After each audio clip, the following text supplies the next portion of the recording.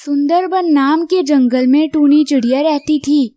आज उसके घर उसकी बहन पिंकी चिड़िया दावत पर आने वाली थी और पिंकी चिड़िया उस जंगल की सबसे अमीर पक्षी थी। तोते मियाँ, मुझे तो विश्वास ही नहीं हो रहा कि आज पिंकी चिड़िया टूनी चिड़िया के घर आ रही है। अरे हाँ कबूतर भाई, मैं भी बहुत हैरान हूँ कि पिंकी चिड़िया इस जंगल की सबसे अमीर पक्षी है, तो वो टूनी चिड़िया के घर में क्यों आएगी? कहीं टूनी चिड़िया पक्षियों में अपनी इज्जत बनाने के लिए झूठ तो नहीं बोल रही? मुझे भी ऐसा ही लगता है। चलो आज शाम को सब पता चल जाएगा कि क्या सच है और क्या झूठ। आज तो टूनी चिड़िया की सब पक्षियों के सामने बेइज्जती हो जाएगी, क्योंकि मैं उसके घर दावत पर नहीं जाऊंगी। अरे हाँ पिंकी चिड़िया, भला आप उस गरीब पक्षी के घर में क्यों जाओगी? कहाँ आप इस जंगल की सबसे अमीर पक्षी और कहाँ वो इस जंगल की सबसे गरीब पक्षी। उधर सभी पक्षी टूनी चिड़िया के घर में इकट्ठे हो गए थे और पिंकी चिड़िया का इंतजार कर रहे थे। क्या हुआ टूनी चिड़िया, तुम्हारी बहन पिंकी चिड़िया अभी तक आई क्यों नहीं? कहीं तुम हमसे झूठ तो नहीं बोल रही थी? नहीं नहीं, भला मैं आपसे झूठ क्यों बोलूंगी। मेरी बहन मेरे घर जरूर आएगी, बस वो आती ही होगी।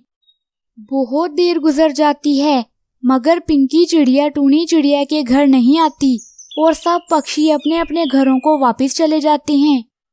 ये पिंकी चिड़िया ने मेरे साथ बिल्कुल भी अच्छा नहीं किया, अब मैं दोबारा कभी उसके घर नहीं जाऊंगी।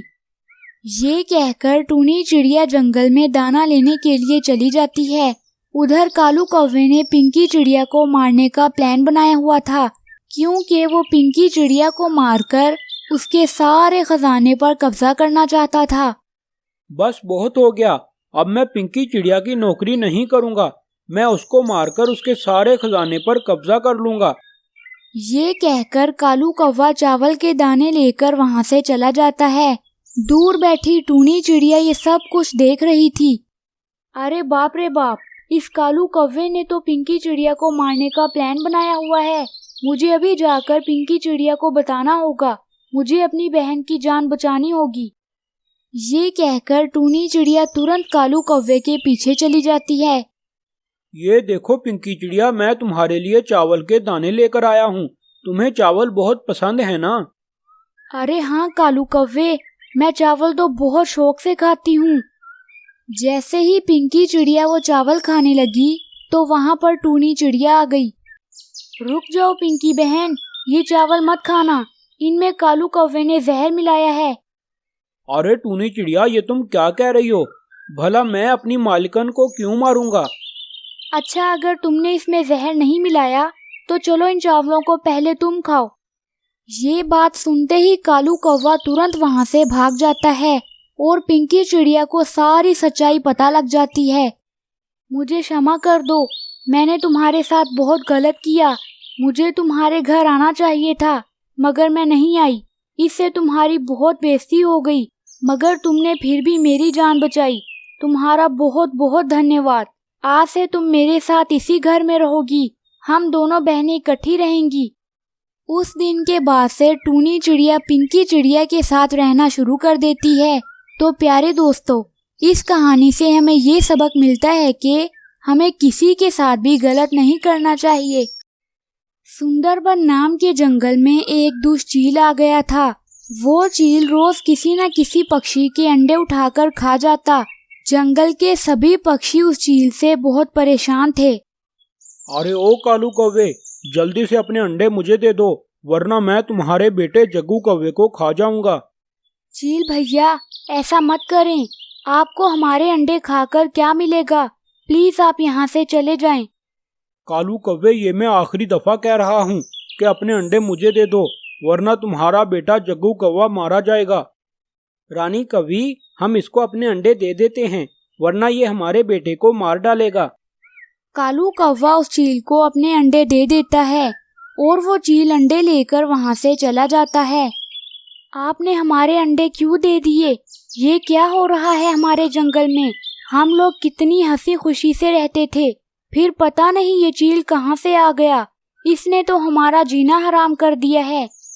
अरे रानी, अगर हम उसे अपने अंडे ना देते तो वो हमारे बेटे को मार देता, इसीलिए मैंने उसे अपने अंडे दे दिए। अभी वो दोनों ये बातें कर ही रहे थे कि वहाँ पर टूनी चिड़िया अपने अंडों के साथ दूसरे जंगल से वापस आ जाती है। टूनी चिड़िया, तुम यहाँ पर क्यों आ गई हो? तुम्हें यहाँ पर नहीं आना चाहिए था। ये जंगल मेरा भी उतना ही है जितना आप सबका है। मैं भी इसी जंगल में रहती थी। नहीं टूनी चिड़िया, मेरा वो मतलब नहीं था। असल में जब तुम दूसरे जंगल में गई तभी हमारे जंगल में एक दुष्ट चील आ गया और वो तब से सब पक्षियों के अंडे खा रहा है और वो अभी अभी हमारे भी अंडे उठाकर ले गया है।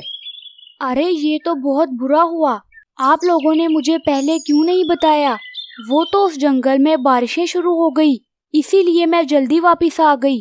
पर आप लोग चिंता ना करें, मैंने उस चील को पकड़ने का प्लान बना लिया है। हमें भी बताओ, तुमने क्या प्लान बनाया है? इस तरह टूनी चिड़िया कालू कौवे और रानी कौवी को सारा प्लान बता देती है। अगले दिन टूनी चिड़िया 2 नकली अंडे लेकर पिंजरे में रख देती है और वो लोग वहाँ पर छुप जाते हैं। थोड़ी देर बाद उस चील की नजर उन अंडों पर पड़ जाती है। अरे वाह, ये तो कमाल हो गया। पता नहीं कौन सा पक्षी यहाँ पर अपने अंडे रखकर चला गया। चलो मैं अभी जाकर इन अंडों को खा लेता हूँ। वैसे भी मुझे बहुत जोर की भूख लगी है। ये कहकर वो चील उस पिंजरे के अंदर चला जाता है। तभी टूनी चिड़िया ऊपर से उस पिंजरे को बंद कर देती है और वो चील उस पिंजरे के अंदर बंद हो जाता है। अरे दुष्ट चिड़िया, ये तुमने क्या किया? चलो मुझे जल्दी से बाहर निकालो, वरना मैं तुम्हारे अंडे खा जाऊंगा। दुष्ट चील, तुम अंडों की चिंता ना करो। वो अंडे तो पत्थर के बने हुए हैं, वो असली अंडे नहीं हैं। अब तुम सिर्फ अपनी चिंता करो। तुमने जंगल के पक्षियों पर बहुत जुल्म किया है, अब तुम इसी पिंजरे में बंद रहोगी। तभी टूनी चिड़िया और जंगल के सभी पक्षी उस चील को पिंजरे समेत गुफा के अंदर बंद कर देते हैं और वहां से चले जाते हैं। इस तरह उस चील को उसके किए की सजा मिल जाती है। दूर किसी जंगल में टूनी चिड़िया अपने 2 बच्चों के साथ रहती थी। उसके दोनों बच्चे बड़े ही शरारती थे और वो उसको भोजन भी नहीं लाने देते थे। अब मैं क्या करूं? मेरे दोनों बच्चे तो बड़े ही सुंदर हैं, मगर मुझे नहीं लगता कि हमारे जंगल में इनसे ज्यादा कोई शरारती होगा। ये तो मुझे दाना भी नहीं लाने देते। अभी टूनी चिड़िया ये बातें कर ही रही थी कि वहाँ पर मिट्ठू तोता आ गया। क्या हुआ टूनी चिड़िया, तुम बहुत उदास बैठी हो? क्या बताऊं मिट्ठू भैया, मेरे दोनों बच्चे बहुत शरारती हैं। मैं इन्हें अकेला छोड़कर जंगल में दाना लेने भी नहीं जा सकती। मुझे समझ नहीं आ रहा मैं क्या करूं। लो भला, इसमें चिंता करने की क्या बात है? मेरे बच्चे भी बहुत शरारती थे, तो मैंने उनको एक झूला बनाकर दे दिया। अब वो उस झूले में बैठकर खेलते रहते हैं और जरा भी शरारत नहीं करते। तुम भी ऐसा ही करो। अरे वाह मिट्ठू भैया, बड़ा ही कमाल का उपाय दिया है। मैं अभी अपने बच्चों को झूला बनाकर देती हूँ। ये कहकर टूनी चिड़िया तुरंत अपने बच्चों के लिए झूला बना देती है और उन दोनों को झूले के अंदर बिठा देती है। उस झूले में बैठने के बाद अब बच्चे शरारतें नहीं कर रहे थे। चलो ये समस्या तो खत्म हो गई। अब मैं जंगल से जाकर दाना लेकर आती हूँ। बहुत दिनों से मैंने कुछ भी नहीं खाया। ये कहकर टूनी चिड़िया वहाँ से चली जाती है। तभी वहाँ से जग्गू कौवा गुजर रहा था। उसने टूनी चिड़िया के बच्चों को झूले में बैठे हुए देख लिया तो वो तुरंत उनके पास आ गया। अरे वाह मीनू चिड़िया, तुम्हारा झूला कितना सुंदर है। क्या मैं भी इसके अंदर आकर बैठ जाऊं? नहीं जग्गू कौवे, हम तुम्हें इस झूले के अंदर नहीं बैठने देंगे। तुम्हारे बैठने से ये झूला टूट जाएगा। ये सुनकर जग्गू कौवा निराश होकर वहाँ से चला जाता है और तुरंत अपने मम्मा पापा के पास पहुँच जाता है। क्या हुआ बेटा, तुम रो क्यों रहे हो? मम्मा, टूनी आंटी ने अपने बच्चों को एक झूला बना कर दिया है। मैंने भी उसमें बैठना है, मगर मीनू चिड़िया मुझे बैठने नहीं दे रही।